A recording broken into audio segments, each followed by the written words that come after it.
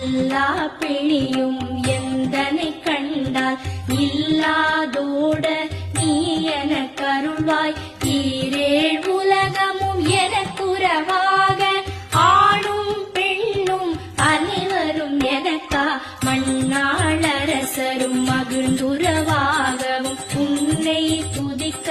உன் திருநாமம் சரஹண பவனே சைலொளி பவனே திரிபுர பவனே திகழொளி பவனே பரிபுர பவனே பவமொழி பவனே